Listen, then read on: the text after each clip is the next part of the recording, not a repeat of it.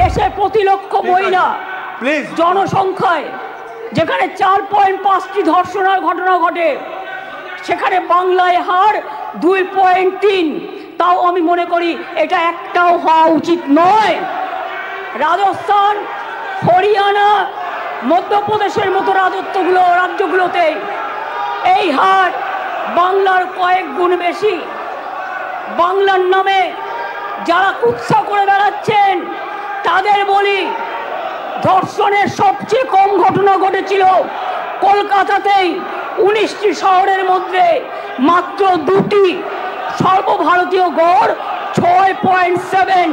তাও আমি একটি ঘটনাও সমর্থন করি না। আমরা দ্রুত প্রচার চাই, আমরা শাস্তি চাই, ফাঁসি চাই। তারপরেও বাংলার নামে কুৎসা করে যাচ্ছে এদের মতো নির্লজ্জ কুৎসাকারীদের আমি বলি, এটা করে আপনারা আরজিকরের ঘটনার বিভৎসতাকে কমিয়ে দিচ্ছেন। এটা বোঝানোর জন্য যাতে আপনারা লাইনটাকে বেলাইন করেন, ট্রেনটাকে ডিরেল্ট করেন। আগে নরেন্দ্র মোদীকে পদত্যাগ করতে বলুন। নরেন্দ্র মোদীর পদত্যাগ চাই, তার কারণ সারা দেশের উনি জাতীয় লজ্জা। রাত্রিরে যদি কেউ কাজ করে তাদের ফুল প্রোটেকশন দেওয়ার জন্য এই রাত্রি সাথী করা হয়েছে।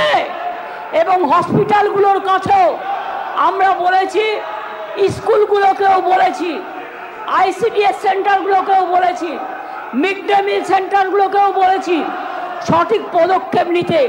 এবং মনে রাখবেন, এই বিলটি এখানে পাশ হওয়ার পরে মাননীয় রাজ্যপালের কাছে যাবেন। তিনি তাড়াতাড়ি এটা পাশ করলে এটা রাষ্ট্রপতির কাছে যাবে।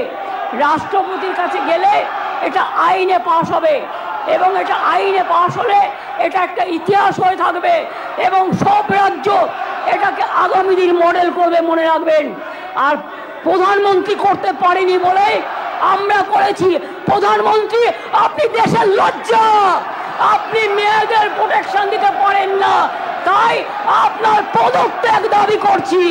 স্বরাষ্ট্রমন্ত্রীর পদত্যাগ দাবি করছি, বিজেপি মন্ত্রীদের পদত্যাগ দাবি করছি, রাজ্যে যে মুখ্যমন্ত্রীরা আছে পদত্যাগ দাবি করছি।